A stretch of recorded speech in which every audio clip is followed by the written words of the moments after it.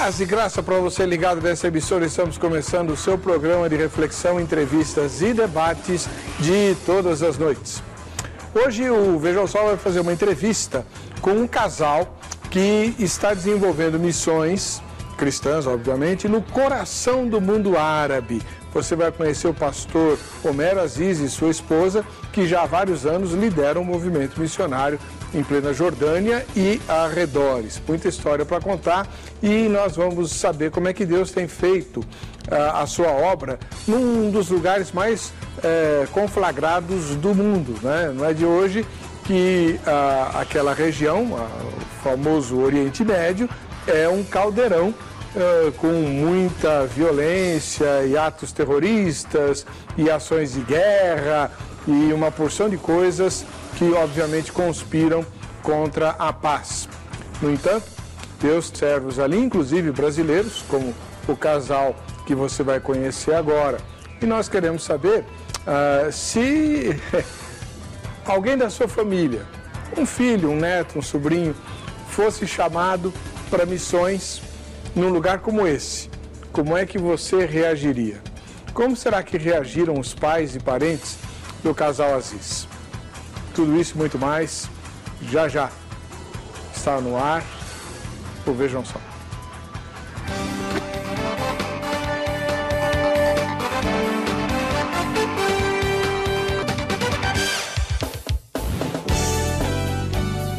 Olá!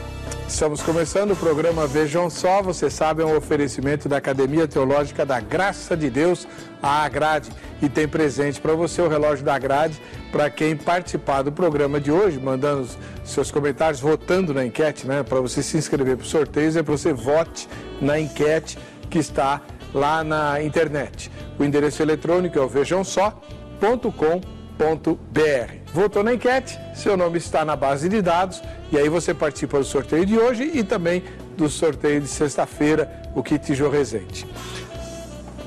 Vamos apresentar o casal. Hoje não é um debate, é uma entrevista com o casal de missionários. Pastor Homero Aziz, paz e graça, seja bem-vindo. Graça e a paz, querido. Muito bom estar com você aqui, Éber, e com todo mundo que está nos assistindo hoje no Vejam Só. O pastor Homero Aziz é diretor da base para o Oriente Médio da missão Mais. Missão em apoio à Igreja Sofredora. É assim que chama? Mais? Exatamente. Missão de apoio à Igreja Sofredora. Pastor Homero, seja muito bem-vindo. Muito obrigado. Ele se faz acompanhar da sua esposa, Débora Aziz, que é missionária, obviamente, da mesma missão, né? Paz e graça, Débora, tudo bem? Tudo bem, graças a Deus. É um prazer estar aqui também. Você é brasileira? Brasileira. Tá, vamos lá. Débora, vocês são, quando se conheceram, eram da mesma denominação? Não. Você era da onde? Eu era da presbiteriana. Você era da igreja presbiteriana. Qual? Na época era de São Bernardo do Campo, presbiteriana Betel, de lá. Presbiteriana do Brasil ou presbiteriana independente? Presbiteriana do Brasil. Tá bom. Lá perto da cooperativa da Volkswagen. Um pouco mais para lá, isso. Ah, legal. Muito bem, tá. E como foi que você conheceu o pastor Homero? Eu fazia parte de um grupo um grupo evangelístico no Mackenzie, eu fazia parte dele e ele nos conheceu. Ele foi ser aluno no Mackenzie? Não, eu era ainda do ensino médio, aí a gente fazia várias no Mackenzie, evangelizando e tal, e ele foi alcançado. Então, ele era aluno. Ele era aluno, isso. Pastor Homero, o irmão já era evangélico? Não, então, eu fui católico até o ano de 2001, quando eu tive um encontro com Cristo através desse grupo chama Kairos, em que a Débora fazia parte lá no Mackenzie, né? Ela é mais velha do que eu, ela já estava encerrando a etapa dela ali de estudos e eu, no primeiro ano de ensino médio, comecei a me envolver com o pessoal que na época ela estava servindo junto, e aí eles foram me evangelizando e um tempo depois eu tive o meu encontro com Cristo. Mas engraçado, você não foi para a igreja presbiteriana, pelo menos no release que eu recebi, você estava vinculado à Igreja Brasil para Cristo. Isso. A minha jornada foi assim, eu sempre fui apaixonado por línguas. Então, eu tinha já interesse nessa fase escolar de trabalhar com tradução, alguma coisa assim. Fui para uma igreja coreana. Fiquei muitos anos lá, aí pastor foi trocado por um outro que mudou tudo para coreano, não tinha mais nenhuma programação em português, e aí eu fui parar então no Brasil para Cristo, e aí lá eu fui consagrado presbítero, pastor, e hoje a gente serve no ministério, mas na Jordânia como um pastor batista. Veja só. Que coisa, que salada. Vamos fazer o seguinte, então. A nossa repórter, a Jéssica, preparou uma matéria que mostra o que é a Jordânia, fala um pouquinho da história e dos costumes lá. Vejam só. A população da Jordânia é estimada em quase 6 milhões de habitantes e sua maioria é muçulmana. O país é povoado por muitos refugiados palestinos e iraquianos que fogem da ocupação israelense ou das guerras. A falta de água e outros recursos naturais no país, a taxa de desemprego muito alta e a alta de natalidade são motivos que fazem a população se concentrar nos centros urbanos do país. As igrejas são livres para cultuar, mas a apostasia e as igrejas não registradas sofrem discriminação legal. A conversão de um muçulmano ao cristianismo não é reconhecido pelas autoridades e o convertido continua sendo tratado como muçulmano perante a lei do país. Caso o ex-muçulmano não negue a sua fé e volte a ser um muçulmano, ele pode perder a guarda dos filhos, quando houver, e ser preso por apostasia. Por muito tempo, a Jordânia tem sido um dos países mais liberais da região em termos de liberdade de religião, entre aspas. No entanto, a situação parece estar se agravando para os cristãos, especialmente para os ex-muçulmanos. O número de cristãos tem já meio século. Aqueles que evangelizam muçulmanos ou apoiam quem já se converteu do Islã para o cristianismo também vivem sob grande pressão.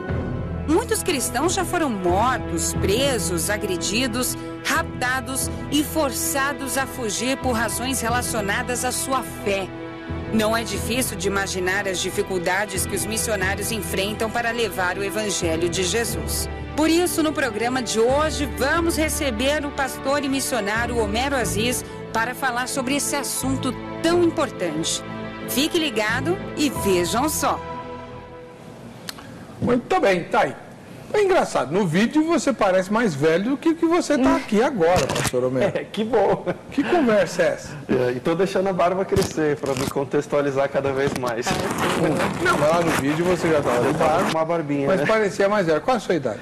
Eu tenho só 29 anos de idade. Você tem 29 anos e já dirige uma missão? Já. Conta essa história para nós. Ok. Bom, eu e a Débora, a gente durante muitos anos servimos numa organização que apoiava cristãos perseguidos e nasceu essa paixão, esse desejo para que um dia nós então talvez fôssemos estar tempo integral no campo. E aí a gente fez uma viagem à Jordânia em setembro de 2003, fomos muito impactados com a realidade dos refugiados e quando eu regressei da viagem a gente começou 2 meses de oração e jejum. E ao término daqueles 2 meses, eu me desliguei da organização que eu trabalhava. A Débora saiu do trabalho dela de 10 anos, vendemos carro, móveis, tudo, pegamos nossas coisas e alguns meses depois estávamos de mudança para a Jordânia. Eu era pastor do Brasil para Cristo, a Convenção Batista na Jordânia, que é uma das igrejas registradas, como foi bem dito no vídeo, o governo na Jordânia, ele aceita a Igreja Batista, eles me receberam como pastor, então hoje nós servimos no Batista na Jordânia. Tá, então vamos lá. Essa organização que você se envolveu primeiro com as primeiras ações missionárias é a Portas Abertas? Isso. Você coordenou algumas viagens de trabalho de curto... Como é que era esse negócio? Na Portas Abertas, uma das ações que a organização realiza ainda até hoje, eles organizam viagens de curto prazo para países onde eles desenvolvem projetos. No caso, o meu papel na época na organização, eu fiquei lá durante muitos anos, era organizar essas viagens e levar brasileiros para terem essas experiências de curto prazo. Ou contrabandeando bíblias, ou visitando viúvas e órfãos, ou os projetos da organização.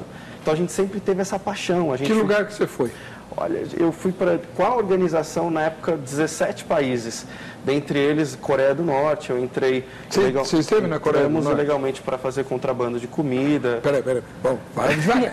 Você esteve na Coreia do Norte? Estive na Coreia do Norte. Sozinho ou com sua esposa? Não, com um grupo que eu levei da organização naquela ocasião. Foi. Não, ela não estava naquele grupo. Ela viajou comigo para a Colômbia, viajou comigo para alguns outros lugares, mas para esse destino não.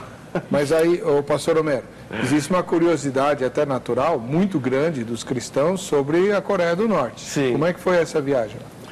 É uma daquelas aventuras que você faz uma vez na vida, né? Primeiro porque era algo ilegal, a gente foi para a fronteira da China com a Coreia do Norte. Entra como turista? Não, você pode entrar como turista, mas no nosso caso foi um projeto específico de entrar e sair, fazer a entrega da comida e sair. Então é um negócio bem restrito, bem específico e legal mesmo. Vocês, o governo não sabia que vocês iam entrar? Não, de maneira alguma. Vocês foram para a Coreia do Sul? Não, através da China. Na fronteira da China e da Coreia do Norte há um rio chamado Tumen, que é muito usado para esse tipo de trabalho. E de contrabando também. De contrabando. Ou é só Deus que usa essa rota? Não, de contrabando de comida, né? Principalmente porque no caso da Coreia do Norte hoje, uma das maiores necessidades do país é comida, né? Então você foi assim, um cara... louco por Jesus, né? Você já era casado? Já era casado nessa época. Acho que o Watson ainda não tinha nascido. Ô, Débora, você sabia que isso ia acontecer? Fiquei sabendo pelo WhatsApp, assim, momentos antes. Estamos indo, orando. É bom de vez em quando. Essa expectativa. Você faria assim. o que ele fez? Se eu recebesse algo de Deus, assim, uma convicção, eu faria. Também. Não, tá, isso não vale. Faria, não, ela faria assim, ela tem o perfil, e por isso que a gente se casou, né? Aliás, a gente se deu bem desde o começo porque a gente tinha muito em comum, né? Quantos cristãos fizeram isso nesse dia aí? 19. Você atravessou o rio com 19 seres humanos brasileiros, ilegais, entrando no país mais fechado e mais maluco do mundo? Exatamente. Quando foi isso? Foi em julho de 2012. Julho de 2012. Isso. Quanto tempo vocês ficaram lá? A gente ficou 14 dias na fronteira, visitando diferentes cidades, mas o trajeto foi só um dia só. E assim, dentro mesmo a gente ficou algo em torno de 25 minutos. Tivemos contato com norte-coreanos, entregamos alimentos e Como é que foi a voltamos. receptividade? Foi sensacional. Bom, primeiro eles não sabiam nem o que era Brasil, né? E a primeira pergunta que eles fizeram foi se a gente era americano, porque tem essa coisa de lavagem cerebral mesmo, né? Então eles estavam muito assustados porque a gente parou alguns pescadores para fazer a entrega e eles estavam com muito medo. A gente entrou, era tudo muito James Bond. Eu falei assim, parece que é um negócio assim, né? Cena de filme de ação, com o barco rapidamente, a gente fez tudo muito rápido e saiu. Então eles ficaram assustados no início porque a gente cercou esses 2 pescadores para fazer a entrega do alimento para eles. Então eles estavam com medo, mas os barqueiros que a gente contratou para fazer o trajeto conosco, eles falavam coreano, explicaram para eles o que a gente estava fazendo. A primeira pergunta foi, vocês são americanos? A gente falou não, eles ficaram mais calmos. Eles entraram no barco, a gente inclusive tirou fotos e oramos por eles enquanto a gente estava fazendo tudo isso. E aí depois fomos para um outro ponto, fizemos mais uma entrega e aí retornamos para a China. Tudo muito rápido, assim, um dia de atividades. Agora, pastor, então, em relação à Coreia do Norte e tal, não é só a Bíblia ou o material evangélico, vocês mandam comida também? Pensando no trabalho dessa outra organização, né? Hoje a gente está com a Mais, Missão e Apoio à Igreja Sofredora, que tem uma visão um pouco diferente, a gente atua no Oriente Médio. Mas essa outra organização, a Portas Abertas, eles fazem de tudo. Tudo que eles podem fazer para socorrer a igreja perseguida na Coreia do Norte, eles têm os seus diferentes projetos, né? No caso a Mais, a gente ainda não tem projetos na Ásia. Mas como é que você sabe se a comida que vocês levaram lá foi parar na mão de um cristão? Então, aí que tá. No caso desse dia, a intenção era apoiar a população. 70% da população norte-coreana é parte do exército. A gente queria apoiar os 30% que são civis e que não têm acesso a comida de ajuda humanitária, de organizações que doam. Isso faz com que eles fiquem simpáticos aos cristãos. Com certeza. E foi tão interessante que no final da entrega, o barqueiro que não era cristão, ele falou assim para nós, vocês só podem ser cristãos, porque só cristãos fariam o que vocês estão fazendo. Em nenhum momento de todo o nosso acordo com ele, a gente se declarou como cristãos. A gente fez todo o acordo, olha, a gente é um grupo de brasileiros que quer fazer entrega ilegal de comida para norte-coreanos que sejam civis. E aceitou porque ele era simpatizante à causa, ele queria ajudar os norte-coreanos, então ele fez um trajeto extremamente perigoso com a gente, né, com muitos riscos de vida. A gente passou por soldados e poderia ter sido preso, levado para Pyongyang, que é a capital, enfim, levado para um campo de trabalho forçado. Hoje tem muitos estrangeiros em situações semelhantes. Mas ele aceitou os riscos e foi com a gente. E no final, ele falou isso, então ele foi tocado. Né? Realmente só cristãos fazem essas loucuras, assim. Bom, e você, Débora? O pastor Homero disse que você é tão doido ou mais do que ele para fazer esse tipo de coisa. É verdade. A gente tem um pouquinho dessa semelhança aí. Você já amava a ação evangelística desde jovenzinha, porque você fazia parte de um grupo de evangelização no Mackenzie. Uhum. Evangelizar estudante de classe média e classe média alta é mais difícil ou menos difícil do que evangelizar muçulmano na Jordânia? É mais fácil evangelizar a universidade, classe média, classe alta. Só que cada um tem seu nível de dificuldade, né? Não dá para definir assim, né? Porque os estudantes de classe média, classe alta, eles também não querem saber de Deus, né? É muito então, eu acho que muçulmano é mais fácil. É menos difícil, talvez. É menos difícil? Acho que tem seus níveis de dificuldade. Não, sabe, a minha pergunta é o seguinte sentido. Porque você estava evangelizando pessoal do segundo grau, né? Não da faculdade, segundo grau. Isso. E é uma fase da vida em que o jovem não está preocupado com Deus, nem com questões espirituais, e ele é muito centrado nele mesmo, muito egoísta, muito querendo viver a vida. O evangelho para ele soa como uma ameaça de roubar as alegrias e prazeres da vida e tal. O muçulmano vive uma determinada opressão, não é verdade? Uhum. E quando você demonstra que você tem paz e alegria, aquilo deve chamar a atenção e despertar o interesse. É nesse sentido que eu... Então, com o muçulmano, é com o testemunho que você vai evangelizar ao longo da vida, com o seu testemunho de vida, com o seu testemunho como cristão, com seu, muitas vezes somente com os seus atos e não com suas palavras. Já o ensino médio, o ensino fundamental lá, e até a faculdade, que a gente também tinha uma rádio que atingia todo o Mackenzie, né? Então a gente falava nessa rádio também para os universitários, mas a gente tentava fazer de tudo, através das artes, dançava, depois no finalzinho dava uma palavra, entregava folhetos, fazia peças gramaticais. Então, de alguma forma, ele atingia o coração dos estudantes, né? Seja também não por palavras, mas também por gestos, né? Pela arte, através da arte.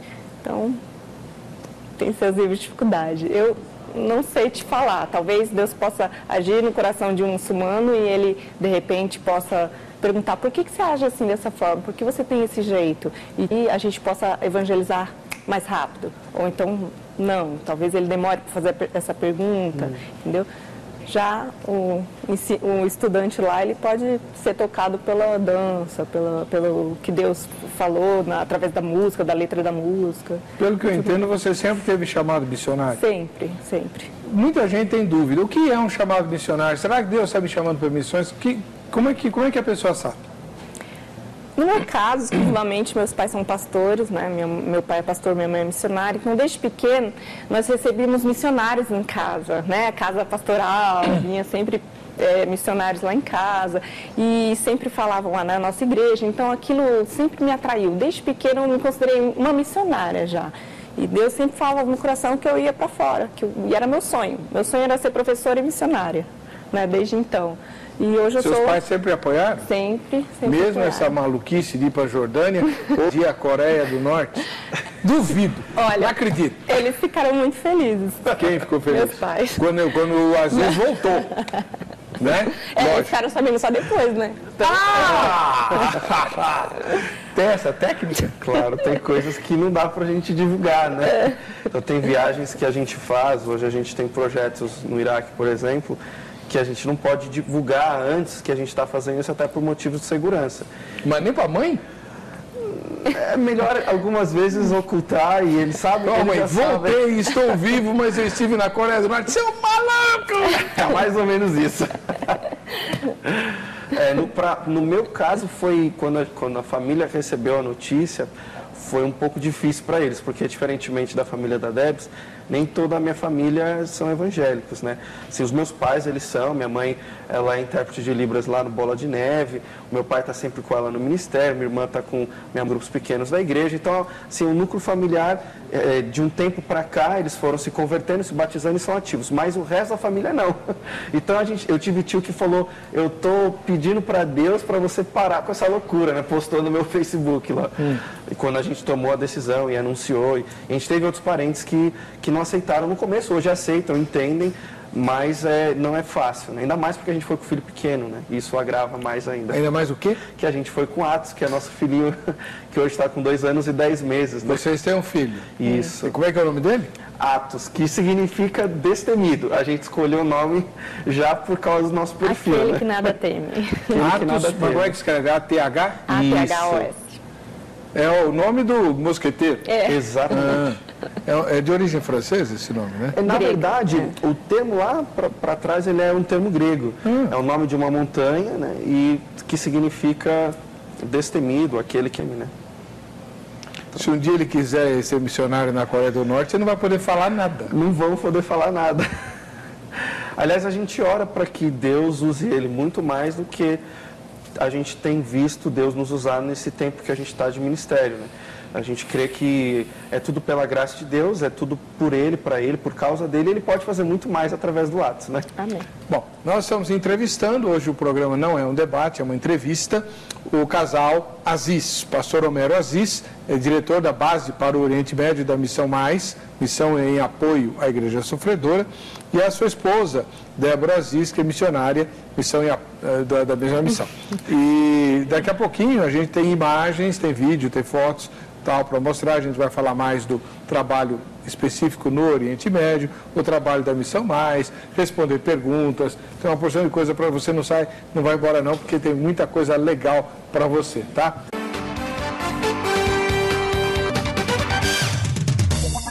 Estamos de volta com o programa Vejam Só. É hora de ver aquele quadro em que você aparece aqui no programa. Se você ainda não fez a sua fotografia, o seu autorretrato, faça correndo. Agora, no fim do ano, no mês que vem, nós vamos sortear um brinde muito especial para todos os que fizeram a fotografia e mandaram para o facebook.com. Juazeiro do Norte, lá no Ceará. Uau!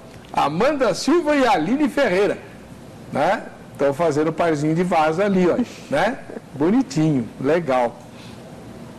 Depois, lá na Bahia, nós temos o Diácono Marcos e a Aline. Só não sei de que lugar da Bahia, mas maravilha. Diáconos e a Aline, um casal lindo. Será que quando tem discussão aqui sobre temas conjugais, eles ficam assim harmoniosos? Ou um fica de um lado e outro do outro, né? Não sei. Essa curiosidade eu tenho sobre os temas que a gente faz de casamento aqui. Lá de Altamira, no Pará, nós temos a Mara Mello, né? Olha, que foto bacana! Mara, legal, parabéns, gostei da sua fotografia, viu? Muito joia. Dá a impressão que eu estou aí junto com você, né? Ou você aqui, juntamente comigo. Maravilhoso. De Porto Seguro, na Bahia, tem a Miriam Rodrigues, né? Linda moça, lá de Porto Seguro, que eu ainda não conheço. Em Caruaru, agora nós vamos conhecer o pastor José Patrício de Lima.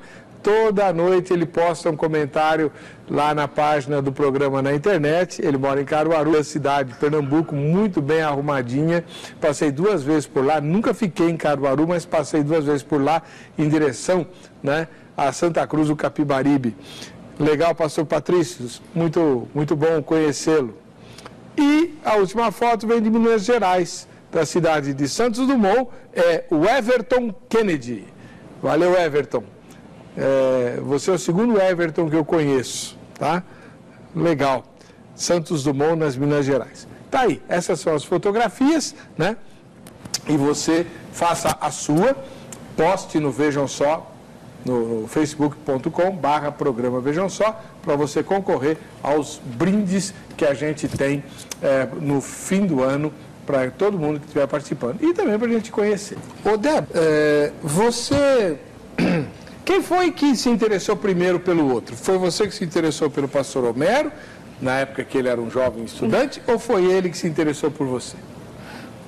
Ele. Ele se interessou por você. Ah, então aquela história de que eu fiquei muito interessado com o evangelho é tudo conversa mole para boi dormir, né? Você gostou da moça e a moça te levou a Jesus, foi assim? Mais ou menos. Ela fazia parte do grupo que me evangelizou, então a gente acabou criando amizade.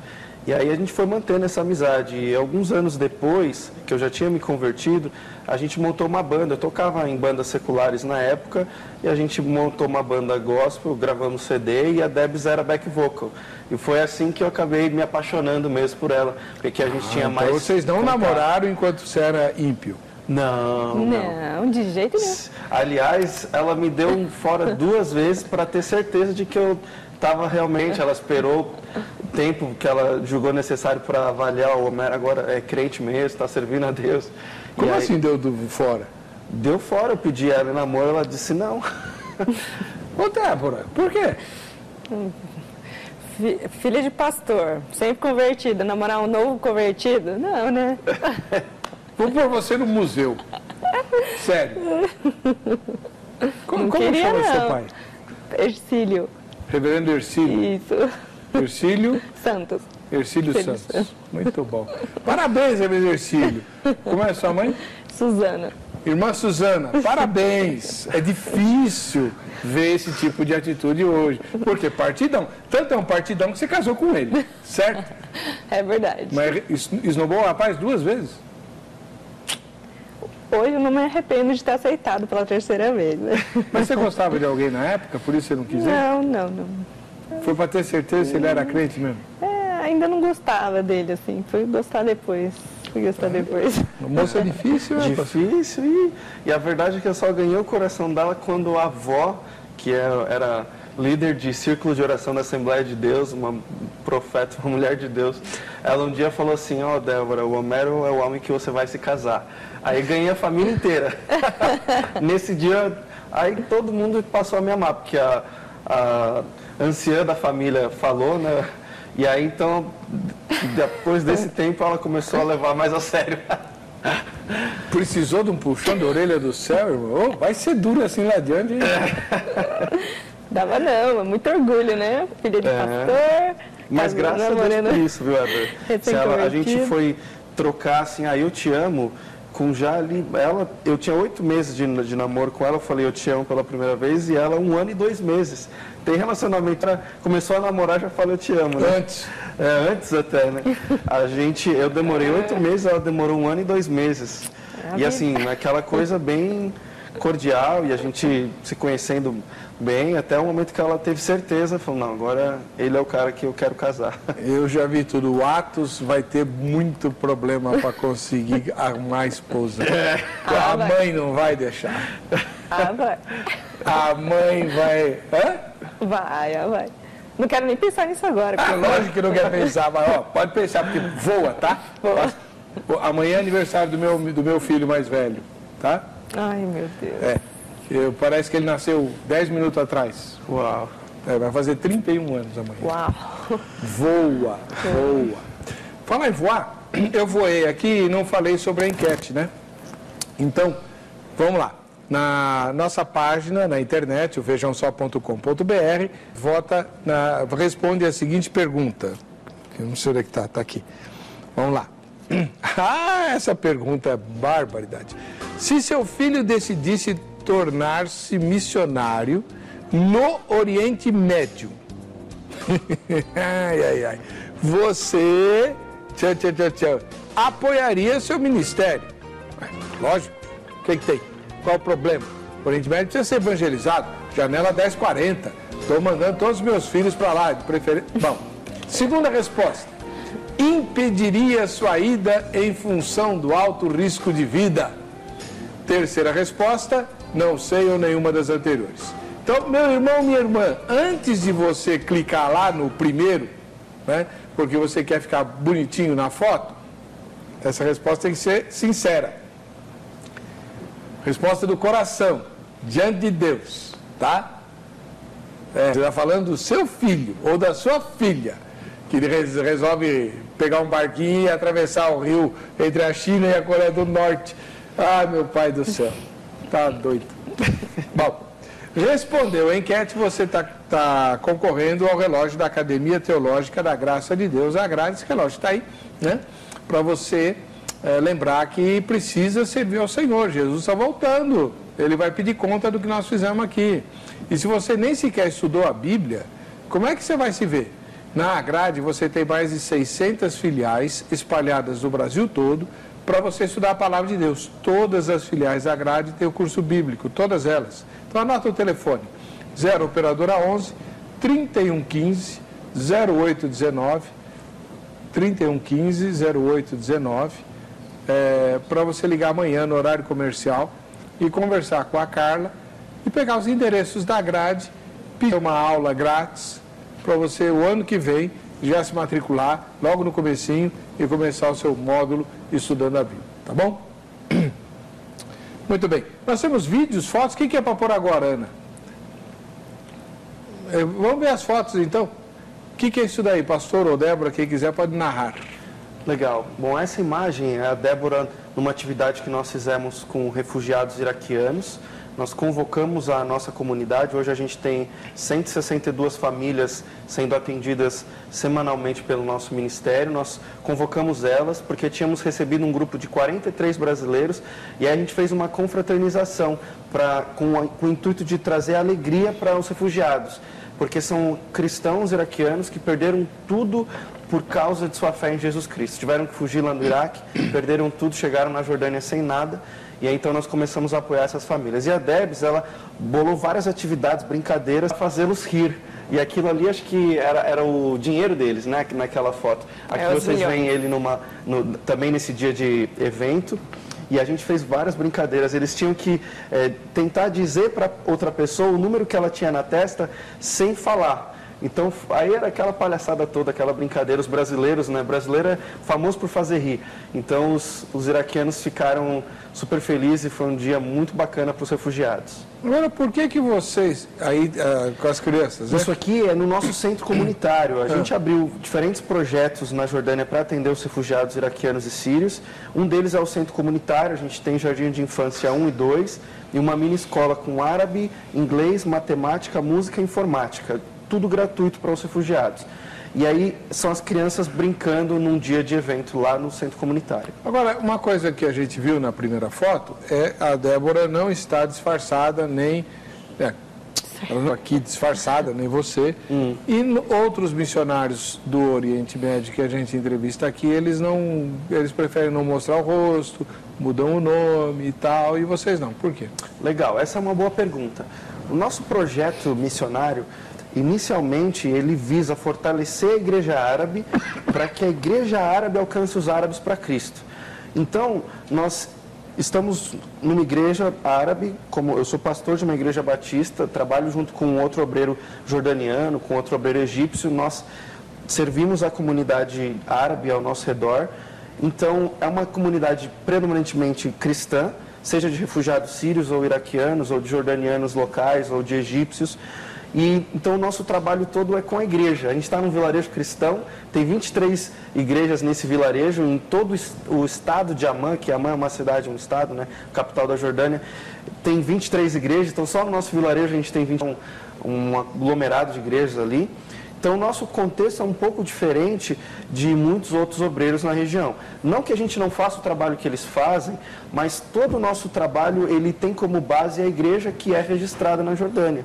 Então, a Igreja Batista ela é aceita pelo governo jordaniano e eu estou lá como pastor. O nosso visto é religioso, porque eu sou pastor, então vocês estão protegidos. A gente está protegido. Por outro lado também, a gente se colocou no meio da liderança na Jordânia. E a gente teve encontros com o governador de Amman, com o prefeito de 2 cidades, a gente tem relacionamento com a polícia secreta, a gente tem relacionamento com gente do alto escalão do governo e de políticos e também na área de comércio, empresários. A gente tem bons relacionamentos que nos protegem e nos apoiam e nos dão base para fazer o que a gente faz. Você fala árabe?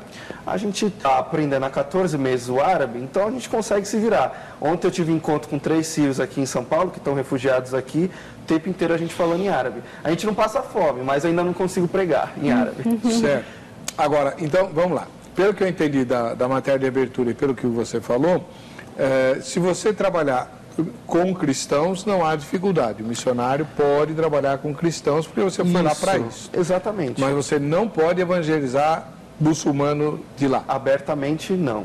Então, a gente faz o trabalho tradicional de que outros obreiros fazem, mas a nossa cobertura é a cobertura cristã, que nos protege, né? Não, porque nós entrevistamos gente que também trabalha na Jordânia, mas evangelizando diretamente os muçulmanos. Sim. Aí eles não podiam dar o nome, não podiam mostrar o rosto. Sim. Uma situação... Claro. E eles falaram que a polícia secreta que você mencionou aí é extremamente competente. É mesmo. Só que nesse especial em que o Oriente Médio está vivendo, ela está muito preocupada com as questões de terrorismo, mais do que com o que estrangeiros estão fazendo em termos de proselitismo, evangelização. Não significa que não haja perseguição. Mas se você faz o trabalho sabiamente, organizadamente, da maneira que deve ser feito, isso te ajuda a ficar mais protegido, a correr menos riscos. Mas eles desconfiam de todo mundo porque podem ter elos com o terrorismo. Vou dar um exemplo. A gente organizou uma atividade, a gente recebeu em junho agora 43 voluntários brasileiros. E a gente pintou uma escola de crianças palestinas. Fizemos atividades com essas crianças, demos presentes para elas e para os professores. E a polícia secreta estava lá, tinham 2 e eu conversei com eles. Eu tinha acertado tudo com o prefeito da cidade onde a gente fez o evento. A gente tinha autoridades lá do governo presentes no dia do evento. E foi muito bacana, um dia de atividades. Então a gente estava evangelizando pelo serviço, pelo amor, assim, numa comunidade fechada, onde quase não existem cristãos. A gente foi lá apoiar um grupo de refugiados palestinos que estavam abandonados, as crianças em situação muito precária, a escola toda caindo aos pedaços. Foi muito bacana. No dia seguinte, a gente foi fazer uma entrega de mochilas para todas as crianças. E algumas das professoras entenderam o que a gente estava fazendo e fizeram uma denúncia para o sindicato de professores. O presidente do sindicato apareceu lá, a gente estava com a mídia estatal lá, e aí eles armaram para colocar a gente em flagra, para prender e para gerar problemas para nós, nosso ministério. E aí o pastor parceiro nosso, um jordaniano, falou assim: Homero, está aqui a chave do carro, pega a equipe e vaza. Os brasileiros estavam fazendo atividade em outro lugar, eu estava só com alguns, a gente foi para um lugar seguro e eu fiquei esperando ele ligar. E ele, na hora, falou para todo mundo assim: olha, eu não quero discutir com vocês. E ligou para o prefeito, porque eu tinha tido feito. O prefeito ligou para o ministro da Educação na Jordânia, ele foi até a escola, chegou lá na escola, diante de o líder do sindicato, o presidente, as professoras, ele falou assim: essa é a maneira que vocês recebem os seus convidados? Eles vêm aqui, eles entram na sua casa, trazem o que comer, eles limpam a sua casa, eles presenteiam os seus filhos e é assim que vocês tratam os seus convidados? E aí expulsou imediatamente o presidente do sindicato e aí começou a dar uma bronca nas professoras. E aí ele ligou para mim e pediu perdão por tudo que tinha acontecido. Então, se você se precaver, se você faz... A gente trabalhou com a igreja lado a lado, a gente mobilizou as autoridades, então a gente corre menos riscos, né? Poderia ter dado tudo errado e a gente está preso hoje. Poderia. Mas, para a glória de Deus, assim, como a gente trabalhou direitinho, Deus abençoou e a gente segue no ministério. Ô, Débora, você é sempre serena e tranquila assim, ou lá você fica meio apavorada? Não, lá não tem nada que se apavore. Pelo contrário, na linha de frente, sempre. Existem alguns relatos do mundo árabe. Os que eu conheço não são da Jordânia, são da Arábia Saudita. De que as mulheres, se um sheik lá cisma com uma mulher, ela está lascada, porque ele vai atrás dela. Existe até um jogador muito famoso aqui no Brasil que precisou interromper o contrato dele e voltou para o Brasil correndo, porque o sheik lá queria comprar a mulher dele e não queria nem saber. E aí? É complicado. Lá você não tem essa liberdade de você olhar no olho de um homem, de você sorrir, de você usar roupa comum, assim, ocidental, né? Como a gente chama. Você não tem essa liberdade. Você tem que ficar coberta, de preferência, você não quer chamar atenção. você tem que, de preferência, não olhar no olho do homem, não ficar indo, né? Totalmente o oposto do que eu sou aqui. Aqui eu sou sorridente, lá Mas há uma insegurança para as mulheres mesmo? Há uma insegurança. Não é sim. mito? Não. É pura verdade, sim. Tem que tomar muito cuidado. Qualquer coisinha, o homem pode achar que você é fácil, que você está querendo alguma coisa com ele. E aí ele vai lá e fala alguma coisa para você, mexe com você mesmo. Evitar de andar nas ruas sozinha. Então... Como assim evitar de andar na rua sozinho? Mesmo que você tiver com a roupa adequada? Mesmo assim, de preferência à noite, né? Evitar de andar sozinha, porque já houve casos, conheço um caso que já mexi de uma missionária, que ela estava sozinha e tinha uns homens passando e eles mexeram com ela. Mexeram muito com ela. Mesmo achando que a mulher é muçulmana ou porque eles sabem que é cristã? Porque eles sabem que é estrangeira. Se eles sabem que você é estranha, eles acham que você é fácil, independente de onde você é, de onde você seja, você é estrangeira, eles sabem que você é estrangeira, então eles vão lá e acham que você é fácil, mexem com você, falam alguma coisa. Que coisa. Quando você mostra o que de fato é fé cristã, o muçulmano deve tomar um choque. Exatamente. A gente, depois de um evento que fizemos com crianças, a gente reuniu algumas mães, era um evento para refugiados sírios, todos muçulmanos, e eu perguntei para uma dessas mães, o que você achou da experiência que você teve hoje? E ela respondeu assim, eu nunca tinha entrado numa igreja. Se eu soubesse que os cristãos eram assim, eu tinha feito isso antes. Olha aí. Amém. A gente tem que falar que a Ana está brigando comigo adoidada aqui, mas a gente volta já e vamos continuar com essa entrevista aqui no Vejam Só.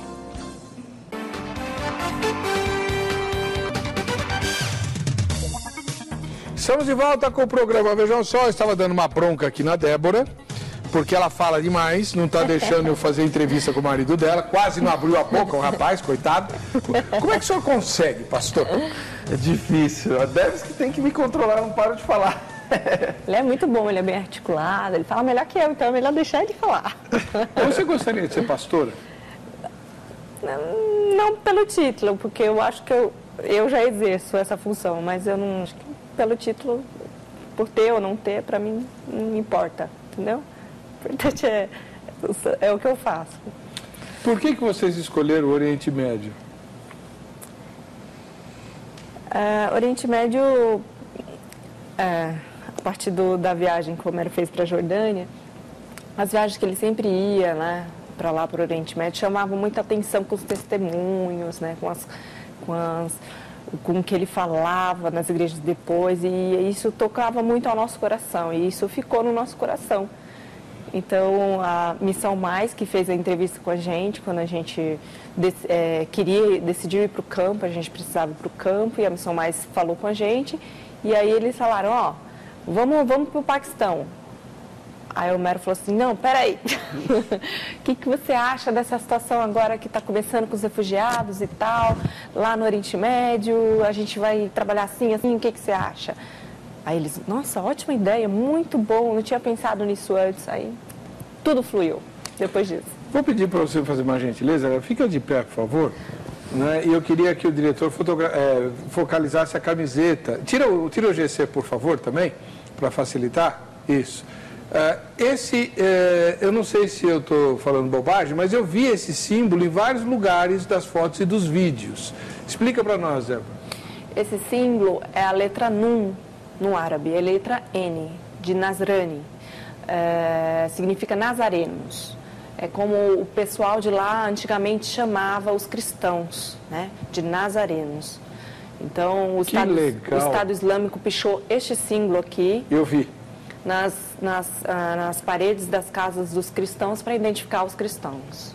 Então, fica aí. Olha que bacana, que sacada legal. Quem foi que teve a ideia de uma camiseta como essa? Maravilhoso. Um símbolo que é símbolo de maldição,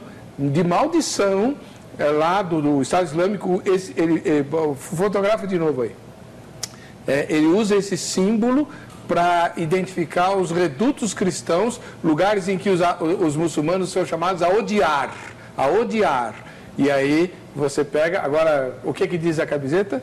Perdoa-lhe.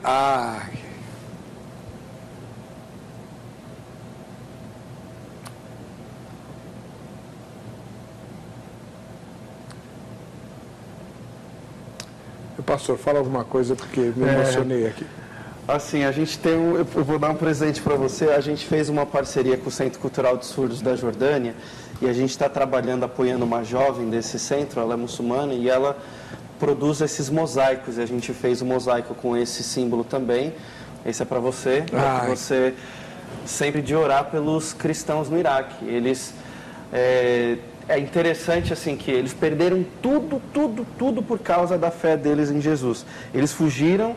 Muitos deles eram muito ricos, desistiram de tudo. Nosso médico tinha uma casa de 1.000 metros quadrados. E só o andar onde ele morava tinha 400 metros quadrados. Largou tudo, perdeu tudo por causa de Jesus. E eles falam assim, que eles não se arrependem. Eles podem ter perdido tudo, mas eles continuaram com Jesus. Isso aqui é um mosaico de pedras. É um mosaico de pedra, estilo jordaniano. É lindo. Não sei se dá para dar um close, porque são pedrinhas coloridas. É maravilhoso. E a letra Nun? É a letra Nun. Então, tanto a camiseta quanto o mosaico e outros materiais que a gente trouxe do Oriente Médio estão à disposição para venda nas igrejas que a gente está ministrando nesse tempo no Brasil, porque a gente está aqui por um período curto, né? Ali na segunda quinzena de dezembro a gente já encerra nosso tempo aqui, volta para a Jordânia. Então, a gente está ministrando em várias igrejas. O pessoal que quiser estar com a gente, ouvir os testemunhos de perto, coisas que a gente não pode passar aqui na TV aberta, mas quem quiser estar com a gente, orar por nós, comprar os materiais, a gente está ministrando em várias igrejas, pode acessar a nossa página no Facebook, ver lá os endereços e adquirir a camiseta, abençoar o nosso ministério. A letra Nun é de Nazireu, né? Nazareno, mas como é que você pronunciou em árabe? Nasrani. Isso. Nasrani. Lindo, maravilhoso. Isso foi... Olha... E é exatamente esse o sentimento dos cristãos, né? Pai, perdoa-lhes, pois não sabem o que estão fazendo. A camiseta olha, sem palavras, não precisa comentar. Tem uma outra também, que é só o símbolo grande aqui, a branca, só que a gente não trouxe? Não. Uma branca, que é só o símbolo, e atrás escrito o povo da cruz, né? Por causa os coptas, eu não sei se... Que foram mortos no Líbia. Não sei se vocês... A gente tem trabalhado com os familiares dos mártires. Dos mártires que morreram, os cristãos. Então, aí, para dizer que somos todos nazarenos. Que bacana. E tem aí o Facebook da família Aziz, né, para você. É família Aziz, usando os dois As, o A de família e o A de Aziz. Muito obrigado pelo presente, fico até emocionado. Vai sempre se lembrar de orar agora pelos cristãos. Com certeza absoluta. Com certeza eu tenho uma pasta com os documentos que eu uso na rua, foi feita com pele de camelo, né? E foi o Xande, que é missionário do Guerreiros de Deus lá no Níger, que me deu. E todos os dias eu oro pelo ministério do Xande, com a pasta na mão, e agora vou orar por vocês. O Xande é nosso colega Betelina, ele estudou no seminário que eu e a Débora nos formamos também. Você também é egresso do Betel? E a Débora somos Betelinas. Como é que chama a missionária lá? A Durvalina. Olha, a irmã Durvalina deve ter uma sala de troféus para guardar os galardões que ela vai ganhar. Porque o que tem de missionário ativo no mundo, que é discípulo dela, é brincadeira. É bem. Você também estudou lá? Estudei lá também. Mas ela é brava, né? Ela é... Ela é brava. Nordestina. Ela já esteve aqui várias vezes. Ela está na hora da irmã Durvalina voltar, vejam só, né? Poxa. Ai. Não, peraí, deixa eu ver aqui. O Lauro Lázaro, de São José do Rio Preto, no interior de São Paulo, ele manda a seguinte mensagem que está lá na página do programa na internet. Sem condições, não deixaria em hipótese nenhuma. O risco de vida é muito grande, atrelado à intolerância, fanatismo e ignorância religiosa, sendo uma zona de guerra eterna. Não tem um dia que se não tenha notícias de violência e mortes naquele lugar. É verdade, Lauro. Do Rio também. Do Rio de Janeiro, São Paulo, tá a mesma coisa. Sério. Né? Aliás, você sabia que no trânsito do Brasil morre mais gente do que em país de guerra? Nossa. Pois é. Agora, como é que sua mãe faz para dormir toda noite? Aí ela se apega a Jesus. É muita oração. Muita oração. Aliás, a gente crê que a gente está de pé e abençoado e servindo e tendo a provisão dia a dia com o aumento do câmbio do dólar, com a gente perdendo mantenedores com crise, tudo isso só porque é o Senhor que nos abençoa e nos guarda. O Jairo de Lima Alves, de Mundo Novo, lá no Mato Grosso do Sul, diz assim: o desejo missionário deve estar impregnado na alma e no coração de todas as pessoas que amam a obra de Deus. É preciso que haja o verdadeiro apego quando o assunto é missão evangelística. Se o nosso filho tiver vocação e sentir a chamada para o campo de missões, jamais podemos oferecer resistência à paixão que ele tem pelas almas famintas. Se realmente confiamos na obra redentora de Jesus e nas promessas divinas, só nos restará ficarmos prostrados em oração em favor da nobre causa. Se o Deus de seu coração o designou para um país sanguinário, certamente lhe dará o livramento, ou o que a ele está reservado. Amém. A Ângela Moreira de Souza Chaves, de Belo Horizonte, capital das Minas Gerais. Com certeza há necessidade de missionários cristãos nesta área, porém devidamente preparados, conhecendo bem o islamismo e suas doutrinas, para também saber refutar de maneira adequada. Eles têm uma visão distorcida da pessoa de Jesus Cristo, o consideram apenas um profeta, conhecem a Bíblia, apenas o Alcorão. Qual a visão que eles têm de Jesus? Qualquer dos dois pode responder. Eles entendem Jesus como um profeta, eles reconhecem a Jesus como uma pessoa importante. Aliás, o nome de Jesus, que para o Islã não é Yeshua, que é o nome de Jesus no árabe, eles chamam Jesus de Essa, ele aparece no Alcorão mais vezes do que o próprio profeta Muhammad. Então, para eles, Jesus é uma pessoa importante. Jesus, para eles, não morreu na cruz. Deus o levou ao céu sem que ele morresse, colocou Judas no lugar de Jesus na cruz. Então, para eles, Jesus é um profeta de alto valor.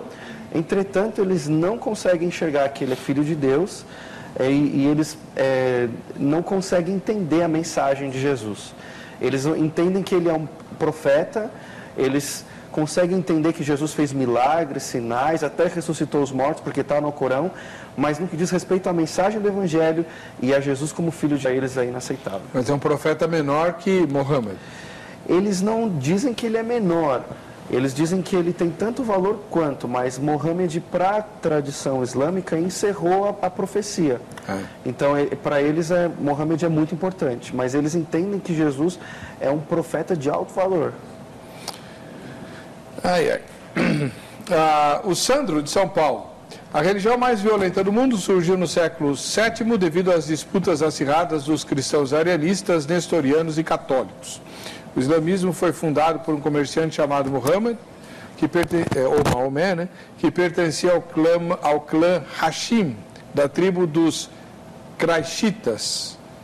A nova fé tornou-se independente das religiões monoteístas anteriores, judaísmo e cristianismo, e transformou-se numa potência militar contra os papas e seus exércitos, que usaram a espada contra os bárbaros arianistas.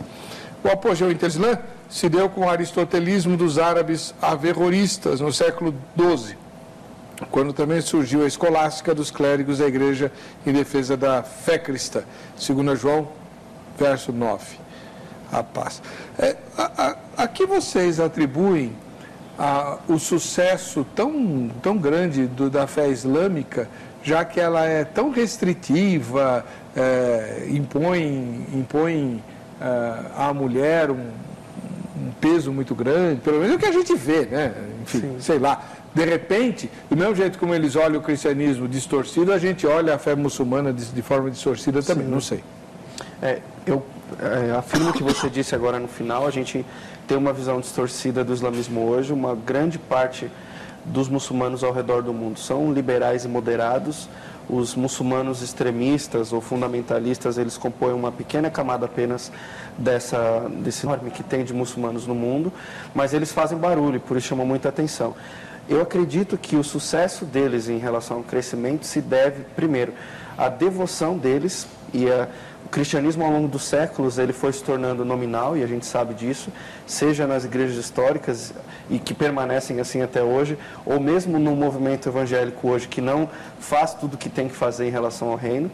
E segundo, a falta de compromisso da igreja evangélica e cristã ao redor do mundo com missões. Porque eles têm uma visão jihadista, né, de fazer a Guerra Santa, de concluir o plano que foi estabelecido pelo profeta, está no Corão, e a gente tem também uma visão de apregoar o Evangelho, mas que a gente não cumpre com a mesma fidelidade que eles. Pensando na história do irmão André, comentando lá do começo da organização que a gente trabalhou, ele, numa certa ocasião, entrou em coma e ele teve algumas experiências com Cristo enquanto ele estava em coma. Quando ele saiu, ele se lembra. E Jesus apareceu para ele numa visão, e ele se lembra claramente disso, e ele conta, isso está os relatos pela internet, de que Jesus diz assim para ele, que ele estava dando sonhos e visões para muçulmanos ao redor do mundo, porque a igreja no Ocidente não estava cumprindo o papel que lhe foi atribuído. Essas são as palavras do irmão André, que é um dos maiores missionários do nosso século, né? É indescritível o legado que ele deixou. E eu não deixo de concordar com isso, porque o número de obreiros, missionários atuando no mundo árabe hoje, ou no mundo muçulmano, porque você tem muçulmanos na China, Indonésia, na Ásia, enfim, que não são árabes, é muito pequeno. Né? Então, se a igreja não acordar, o Islã está fazendo a parte deles, e assim eles vão continuar tendo sucesso. É verdade. Eu já ouvi vários missionários da Janela 1040 dizerem que algum muçulmano teve um sonho com Jesus e foi procurar um cristão porque queria entender aquela história e acabou se convertendo. Isso é real? É muito real, e a gente, em nossa experiência em todo o Oriente Médio, a gente atua com casos assim o tempo todo. O sobrenome Aziz é de que origem? É origem árabe e significa... Isso ajuda, né? Ajuda muito e significa querido. Então é querido Homero, querida Débora... Isso é um sobrenome comum. Você acredita em predestinação? Como presbiterianos de tradição, porque a minha igreja coreana, que eu fui batizado e cresci, era presbiteriana, sim. Mas tem algo que é importante dizer, né, que até a Débora olhou para mim e falou, não deixa de falar. A gente adotou esse nome. Porque, a gente adotou esse nome por questão, né, não só de segurança, mas também pelo significado. Porque a gente se sente muito querido e muito amado pela igreja árabe, e por isso a gente adotou esse nome logo lá atrás, quando a gente foi para o campo, e hoje todo mundo nos conhece como Família Aziz. Né? Então retira a pergunta sobre predestinação. Tem perguntas gravadas para vocês, vamos ver. Na sua opinião, a Igreja Ocidental perdeu o foco missionário, e como isso prejudica o avanço da Igreja em termos de missões? Uau, pergunta bem feita. Pergunta bem Jefferson, feita. Legal, gostei. E eu acho que tem a ver com o que eu acabei de dizer, né? Eu acredito que sim, porque a igreja no Ocidente, ela está cada vez mais consumista, egocêntrica e voltada para os seus próprios interesses. A realidade missionária cada vez se torna mais despreparada, inadequada, e faltam missionários, faltam recursos, falta preparo, e a igreja tem que se envolver. Mas tá aí, Débora. Você que é mais antiga na fé, embora seja muito nova, talvez, lembre, você era criança, criancinha, a gente fazia congressos missionários aqui, o Comiban. Você já ouviu falar em Comiban? Não? Comiban, não. Que ano você nasceu, hein? 8-3. Tem dó, viu? Eu realmente sou um dinossauro. O Brasil viveu um auge de missões, só se falava em missões, tudo quanto era igreja fazia congresso missionário. O Comiban era uma instituição que congregava os projetos missionários para desenvolver missões. E o que se falava lá, pastor, era que o Brasil seria o celeiro missionário do mundo.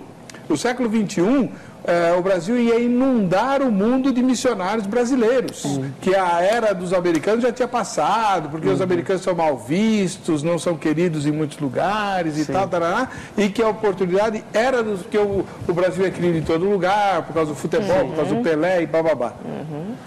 Que frustração, hein? Pois é. Assim, tem muita gente no campo brasileiro, fruto dessa geração, eu acho que a gente é consequência disso, mas está muito aquém do que a igreja brasileira tem de potencial. Imagina, diminuiu, né? Alguns dizem 50 milhões de evangélicos, né, no Brasil. Imagina quantidade de recursos e missionários que a igreja evangélica no Brasil poderia estar enviando, né? Tem uma missão, a missão Horizontes. Eu nunca tive lá. Meus filhos que gostam muito de lá, e eles vêm sempre com um relato muito, assim, segundo a missão Horizontes, eu não vou ser preciso, que eu estou citando de memória, mas segundo a missão Horizontes, a média de contribuição de cada crente para missões por ano é menos que uma Coca-Cola. Pois é. É menos que o valor de uma Coca-Cola. Por ano. Por ano. Agora imagina os que foram pegos nessa crise econômica atual do Brasil, né?